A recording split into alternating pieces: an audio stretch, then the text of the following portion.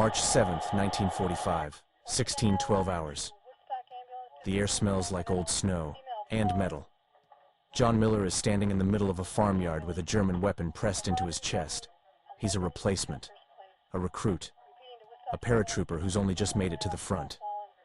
In front of him is a rough half-circle of German soldiers, most of them exhausted, most of them keyed up, watching his face a little too closely, like they're waiting for a sign, because they know something John wishes they didn't.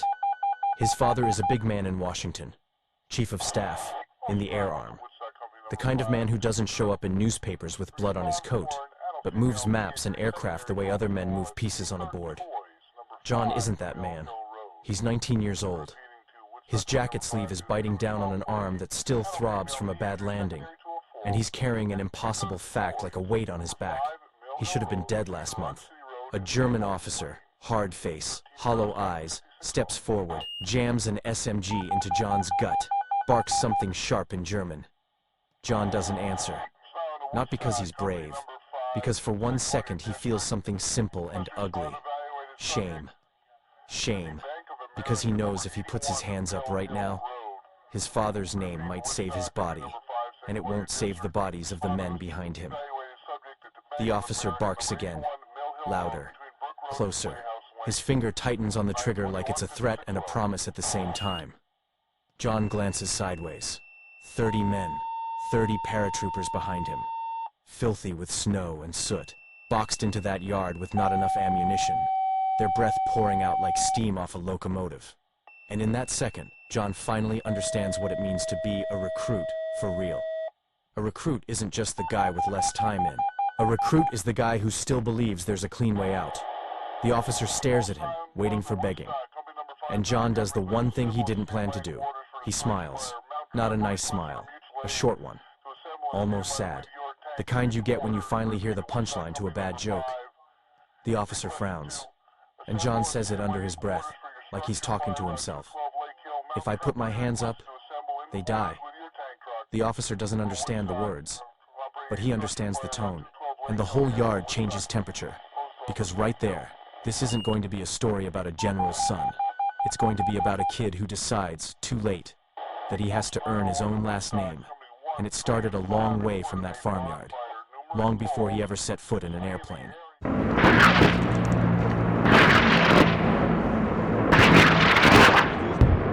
October 8, 1925.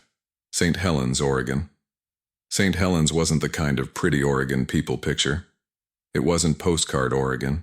It was gray. Gray, low-ceiling sky. Gray, wet lumber. Gray, distant smoke from mills and sawyards. Rain there didn't feel like rain. It felt permanent, like a condition of the world. And on a day like that, heavy sky, cold wind coming off the river, John Miller was born. His father wasn't home. He was somewhere with men in uniform, talking about engines, routes, numbers, maps. John's mother later said that when the baby cried for the first time, she didn't cry with him. She went quiet. Because for her, his birth was joy, and a sentence at the same time. She already knew he would grow up with an absent man. And John did. He grew up with his father's shadow coming through the door once in a while, like an important visitor, then leaving too fast, always in a hurry to get back to bigger things. When John was little, he thought his father was made of two parts.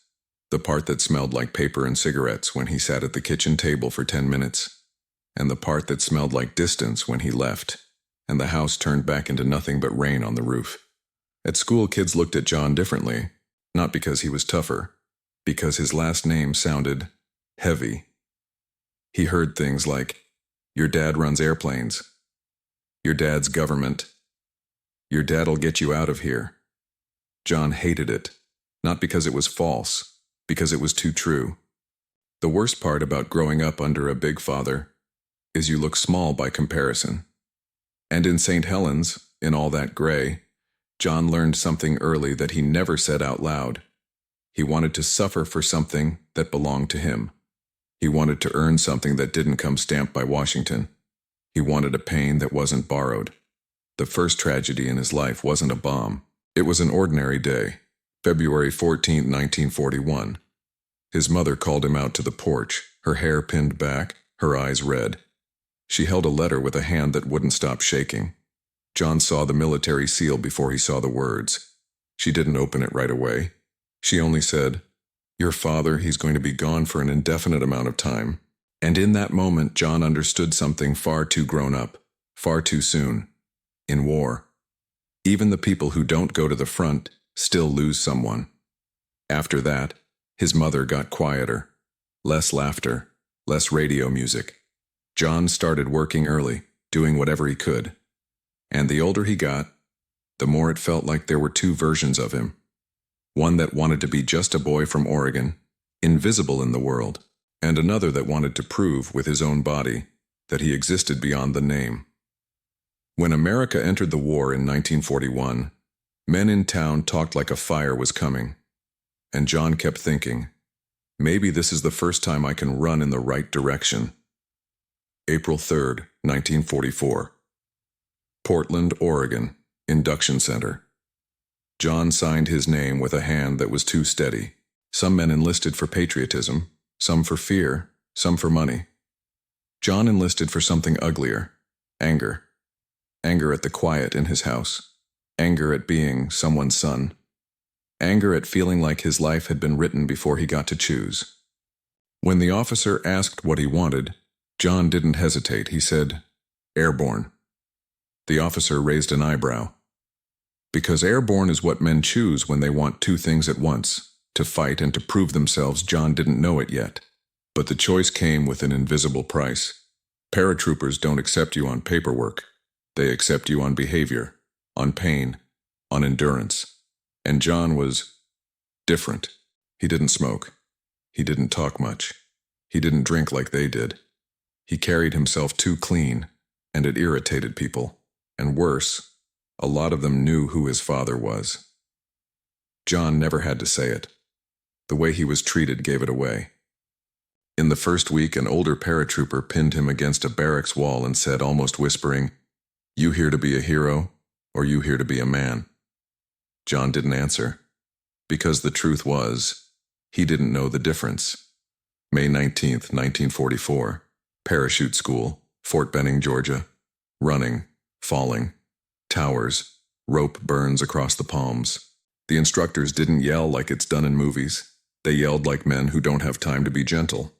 And the older airborne guys, they were a different problem altogether. They had their own culture. A look that said, if you can't take it now, you die later. John was the staff guy's kid, the little prince. He heard low laughter when he walked by. He saw the looks when mail came for him, and he learned the hard way a cruel rule. Nothing is more hated by suffering men than someone who looks like he doesn't have to suffer. So John made sure he did. He volunteered for the heavier load. He didn't complain when his feet split open in blisters. He didn't ask for rest when his shoulder throbbed from hitting the ground wrong over and over. And still, acceptance took time. Not because he was weak, because he still looked protected. Until the day the protection fell away. June 2nd, 1944. A man in his platoon, Harris, came down wrong off a training tower and stayed on the ground too long. Nobody ran at first. Because in that place, moving on impulse looked like weakness, but John ran.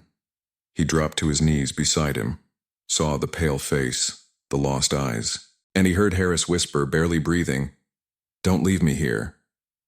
In that second, John understood something simple. Courage isn't noise. Courage is staying when every instinct tells you to step back. John held Harris's head steady, called for help, and stayed there until the man got his breath back. When the instructors arrived, John got chewed out for breaking formation. But that night, in the barracks, nobody laughed. One of the old airborne men just said, "All right, maybe you're not just a last name." That was the first time John felt like he was inside the circle. For real. June 23rd, 1944, 5:10 a.m. First jump. You don't forget the sound. An airplane isn't just noise. It's vibration through bone. John remembered the light. He remembered the smell of oil and sweat. He remembered the instructor slapping his leg and shouting something he didn't understand. And he remembered a thought that arrived out of nowhere, at exactly the wrong time. If I die here, I die as me. The door opened. Wind hit his face like a hard hand. John stepped out. And for 1 second, it was silence. Big silence. The kind that makes a man hear his own heartbeat, like footsteps behind him. The chute opened. He dropped. When he hit the ground, he felt a short, almost childlike rush of relief. Because he'd gone through the first door, and he had no idea that months later he'd walk through a much worse one. A door that doesn't open back up. February 3rd, 1945. England. Staging base. By then, the war wasn't new. It was routine. Routine fatigue. Routine cold. Routine names that disappear. Before embarkation, an officer gathered them and spoke without drama. You've been trained to fight enemy troops from any nation. Your skill is simple. Land where no one wants to land. John stared at the map on the wall. Germany wasn't a word. Germany was a hollow feeling in the stomach. The night before they moved, John received a letter from his father. No heavy emotion. That wasn't his father's style. It was direct. One line stuck in John's mind. You can't control what the world will demand of you. You can control what you do when it demands it. John folded the letter and slipped it into the inside pocket of his jacket. And the next day, he got on the plane. February 11th, 1945, 10:38 p.m. over the border. Heavy sky. The aircraft was smaller than John expected. A light cargo plane modified for the job. Inside, cold metal. The men called it the Sky Courier, like giving it a name might tame the fear. Outside, total night. Inside, tight breathing. The first blast came without warning. A sharp crack, like the air itself snapped. The aircraft rolled. Someone shouted, "Fire!" And suddenly the war stopped being a map and became instinct. John saw a paratrooper slam his head against the wall and go limp. He saw a corporal dragging a crate of gear, only for it to jam in the doorway like an anchor. He saw the pilot turn his head, just for a second, shouting something nobody could hear. The second blast was worse. It tore through the inside. Not movie fire, black smoke, hot metal, pieces flying, men swallowing panic. And that's when the tragedy happened. One of the boys, Cooper, tried to stand and got hurled into the frame. The sound he made wasn't a scream, it was surprise. Then nothing. John didn't have time to feel anything, because in the same moment the officer yelled, "Now! Now!" And the aircraft was too low. Low like a mistake. But there was no choice. The door opened into a black hole, and they jumped. February 11th, 1945, 10:41 p.m. The fall. John didn't see the ground. He only felt it. Wind hammering him like it wanted to peel skin away. The chute snapping open hard enough to nearly wrench his shoulder. And then, impact. He landed wrong. Arm extended. The world turned white and solid. Pain shot from wrist to shoulder, and he heard a crack that wasn't the snow. For 1 second he thought, broken. John lay there, breathless, snow sliding into his collar. The sky above, indifferent. Then he heard voices, low, quick, German. John got up with his arm screaming, held his weapon with the other hand, and dragged himself into a tree line. Other figures appeared in the snow, one by one, 30 of them, 30. Because some didn't make it, some stayed in the sky, some stayed in the aircraft.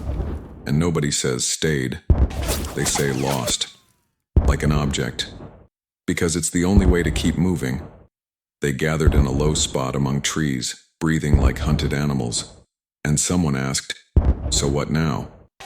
And for the first time, John understood he wasn't just a recruit anymore. Because now wasn't a question, it was a sentence. From that moment on, the war wasn't going to demand his last name. It was going to demand what was inside his head, what he did when it mattered.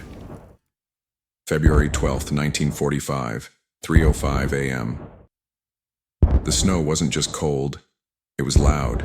It betrayed footsteps, it betrayed breath, and they had 30 men trying to become silence, John's arm burned like fire inside bone. He didn't talk about it. In war, spoken pain becomes shared weakness. So he lashed the arm tight to his body and kept moving. The first contact with Germans wasn't heroics. It was confusion. 2 shots, a muffled cry, the sound of someone running. They didn't chase, because out there chasing meant dying. The oldest man with them, a sergeant named Rourke, looked at John and said, "You're still here." A strange compliment. But it's the compliment airborne men give when they've watched people vanish. In the days that followed, they ate little, slept less, and learned a rule nobody writes down. Surviving isn't winning. Surviving is postponing death long enough to finish a job. And their job was simple. Don't get found. And still, they did. February 28th, 1945, 9:20 a.m. A German patrol picked up their tracks. Not because they were careless, because nobody is perfect for 17 days in the cold. The first round took one of their men in the shoulder. The second took another in the leg. And then the thing that separates men from boys happened. Someone panicked. A soldier, too young in the face, stood up and ran into open ground. John saw a German line up a shot. He didn't think. He just dove. He slammed the kid down into the snow, felt pain explode through his arm, and the bullet snapped overhead like a whip. The kid stared at John like he'd saved the world. John hadn't. He'd only done what had to be done. But something shifted right there. The group started looking at him like he was a center point. And John didn't want that. Because leadership is carrying guilt before it exists. But war doesn't ask what you want. War chooses for you. March 6, 1945, 6:40 p.m. They reached a farmhouse that looked empty. Looked, the kind of place a tired man calls cover. And that's what nearly killed them. Because there were Germans inside, not a whole battalion, enough. The exchange was short and ugly. And in the confusion, they managed something that felt like a win. They took prisoners. And in war, a small win can open the door to something worse. Because prisoners change the math. Prisoners distract you. Prisoners make you think about guards, food, transport, and they had none of that. Just snow, just exhaustion, just 30 men. Still, they tied the prisoners up and moved. And that mix, fatigue plus prisoners plus terrain, put them exactly where the enemy wanted them. March 7th, 1945, 4:12 p.m. The farmhouse yard. The circle tightening. A weapon pressed to John's chest. A German officer staring at him like he expects the obvious thing. Hands up. And John, arm throbbing, 30 men behind him, feeling the world arrive at the most expensive minute of his life. That's when he smiled. Not a friendly smile. A small one. Sad, almost. And he did the one thing none of them expected. John spoke, slowly, in plain English. My father taught me something. When a man is certain what you're about to do, you give him the wrong certainty. The officer didn't understand the words, but he understood the tone. And for a fraction of a second, he hesitated. Hesitation is small, but in combat, small is an eternity. John lifted his hands. Slow, like surrender. The officer relaxed by a millimeter, and John used that millimeter like a door. With his right hand, he pulled the letter from his inside pocket, creased, dirty, and held it out like paperwork. The officer's eyes flicked to it. Paper means value. Value means leverage. And while the officer looked, John didn't move fast. He moved decided. He turned on his good side and ripped the weapon from the nearest man, not the officer, the soldier beside him. Because the officer was watching too hard to be the first piece. One of John's men fell beside him and John didn't even see the face. He only saw snow turning dark. And John thought, with a calm that scared him, this is it. This is where I become the number my father used to sign on paper. But the letter had done its job. It bought 2 seconds. And 2 seconds is enough for trained men to flip a situation. The 30 paratroopers who'd been treated like prey turned into predators. Not because they were cruel, because there was no alternative. When it ended, nobody celebrated. Because the end of gunfire isn't victory, it's just silence. Some Germans were dead. Some ran. Some dropped their weapons and lifted their hands like they wanted the world to stop. And John stood there breathing hard, looking down at his arm, still burning, and realizing something absurd. He had used a letter, like a weapon. He didn't want that. He wanted to be John. But that day, he understood what an older airborne man had asked him months earlier. You here to be a hero, or you here to be a man? And the real answer was sadder than it was inspiring. Sometimes you become both, without ever wanting either. March 7th, 1945, 6:03 p.m. They left the yard as daylight drained away. It wasn't a clean withdrawal. It was a possible one. 2 men carried a third who couldn't put weight on his leg. Another walked with his arm strapped to his chest, face locked in pain, not saying a word. And John moved with them, eyes fixed like part of him was still standing in that yard, hearing shots that were already gone. The silence afterward wasn't peace. It was a delay. A short gap between what you just did and what you'll have to remember for the rest of your life. They moved through ditches, broken fencing, tree lines, avoiding the road like the road meant death. When an engine rumbled somewhere distant, every man froze at once. When German voices carried through the cold, nobody breathed. And in one dark stretch of field, one of them finally said, like it was obvious, they were going to kill us. Nobody answered, because answering meant admitting that for a few minutes, death had been nearly certain. John just tightened his grip with his good hand. The arm still hurt, but it wasn't the worst pain. The worst pain was the realization the difference between history and massacre can be 2 seconds. March 7th, 1945, 7:26 p.m. They ran into a friendly patrol near a road choked with debris and snow. An American soldier leveled his rifle until he saw helmets, coats, the exhaustion in their faces. Someone shouted, "Friendly, over here!" And for a beat, nobody moved. Because even English can be a trap once your body stops trusting the world. Rourke, the oldest, stepped forward first, the rifle lowered, and what followed wasn't celebration. It was raw relief. A patrolman looked John over, saw the stained sleeve, the arm bound tight, and asked, "Who are you?" It was a simple question, but it felt like a fork in the road. John could have said his father's name. He could have made everything faster. He could have earned better treatment. For a second, the temptation showed up like a shortcut. Then he remembered the yard and the men behind him. John took a breath and said evenly, "John Miller, that's all." The patrolman nodded like he didn't need anything else. Like in that war, it didn't matter where you came from. It mattered what you did when it counted. March 8th, 1945, 2:11 a.m.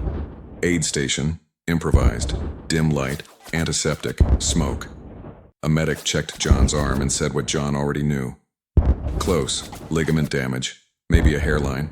It's gonna hurt a while. John didn't answer, because the arm pain was clear.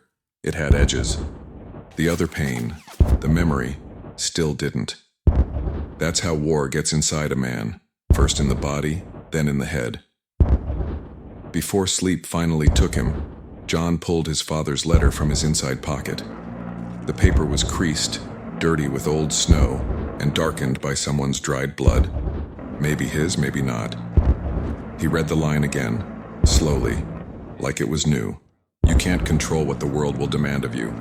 You can control what you do when it demands it. For the first time, it didn't sound like advice. It sounded like a verdict. Because now John knew exactly what he'd done. He'd given the world what it demanded. And you don't walk away from that clean. April 1945. The war moved toward its ending. But in a lot of men's heads, it stayed right where it was. John jumped again, marched again, followed orders again. But something had changed permanently. He stopped trying to be bigger than his last name and started wanting just one thing: to be worthy of still being alive when other men weren't. Years later, when people asked about that day, the farmhouse, the letter, the reversal, John didn't tell it like a trophy. He told it like something he wouldn't choose to live twice. And he always ended the same way. No grand line, no moral, just the plain truth. I did what I had to do. Because that's what men like that carry. Not glory, weight. And if there's a lesson in John Miller's story, it isn't comfortable. It isn't pretty. But it's real. War doesn't pick the strongest, or the famous, or the sons of important men. It picks the minute. And in that minute, you decide, or someone decides for you.